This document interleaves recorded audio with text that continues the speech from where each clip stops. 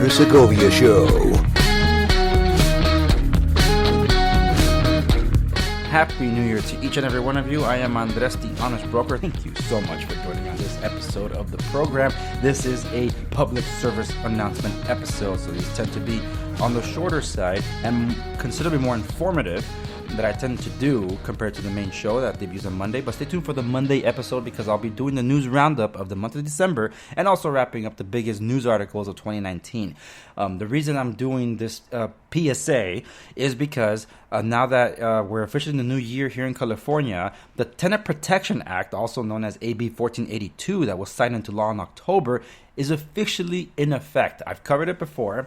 I've gone as thoroughly as I could over it while things were still being settled, but now I want to recap some of those certain things because I want to talk about who's affected and who's exempted, and also what Is Hawkins is, because Is Hawkins is constantly being attacked, and we expect it to continue to be attacked in the next year or so because for some, the statewide rent cap doesn't do enough. I mean, it's bad enough that we have rent control in the entire state, second state to do so after Oregon, but that's not enough for the tenant activists. They want to get rid entirely of Is Hawkins, the last remaining Homeowners Rights Protection Act on the Constitution here in California. So, without further ado, I want to first explain what Is Hawkins is, because I have touched on it before, but for those that are not as in tune to my show, I'll recap it here, that Is Hawkins for the past 20 years has prohibited local governments from regulating the price of rents in rental units built after 1995. Is Hawkins also prohibits a local government from regulating rents on single-family homes, individually owned condominiums, and townhouses.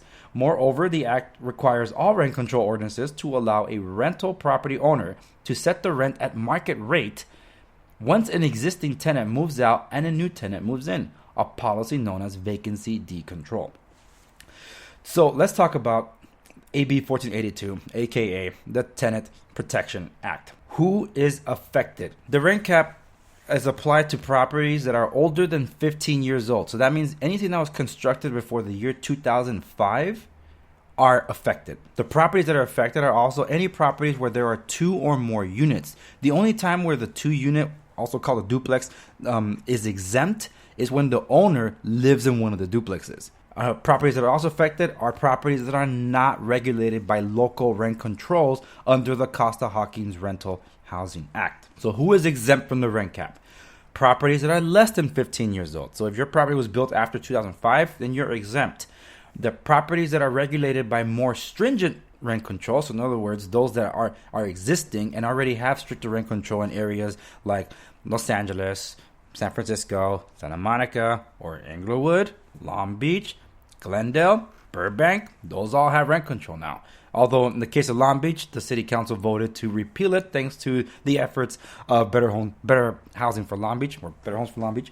I suggest you go check out their website and support their efforts because they're also suing the state to get this Tenant Protection Act removed. That court date's coming next month. Gavin Newsom's been trying to get the court to dismiss the trial, but as of this episode, it's still scheduled for early February. We'll see how far this goes. Other exemptions to the statewide rent cap are single-family homes, including condominiums, townhouses, unless owned by a real estate trust or a corporation or limited liability corporation in which at least one member is a corporation. Another property that's exempt is a duplex if the owner lives in one of the units. So those are the ones that are exempt. There also is this thing that if you have a single family home and it's not in a rent control area or not subject to rent control, you have to notify the tenant. If you don't notify the tenant that it's not subject to rent control, it automatically becomes under rent control because the tenant assumes that it is. Therefore, the benefit of the doubt goes to the tenant. Look, all these rules are rigged against the homeowners, and the last rule that works in homeowners' favors is Is Hawkins. That has been constantly under siege since it was passed. And that's what the tenant activists want to do. Ultimately, they want to get rid of Is Hawkins so they can blanket every single unit, including all these new ones that are being raised everywhere. So just giving you a heads up, that's how extreme it is. And that's what we're forced to live with here in California, unless we, the people, do something about it. But so far, no one's been willing to take the charge and the financial responsibility to try to get this to the people so we can vote to repeal the Tenant Protection Act. Because we as people voted down statewide rent control last year, but then the Assembly and the State Senate, in all their wisdom, said that the people were wrong and they rammed through rent control. So that's how we ended up with this. And that is your PSA. Stay tuned for more on the Andres Segovia Show as more information comes up, because if some things do pop up that weren't understood very well, believe me, there's going to be lawsuits left and right like crazy. So you should know that. Oh, one last thing, that if you raise the rent after March 15th and it doesn't comply with the state rent control that just went into effect, you have to roll it back to pre-March 15th, 2019 level. And from there, adjust to what the state allows you.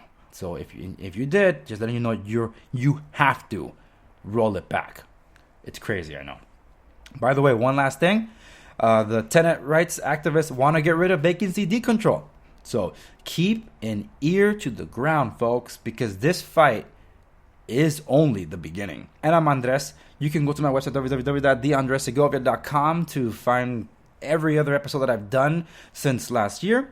And also to stay tuned, to like, share, and subscribe for upcoming content that I'm doing. The show is on every Monday. PSAs like this happen on Thursdays sporadically whenever I need to throw in a PSA.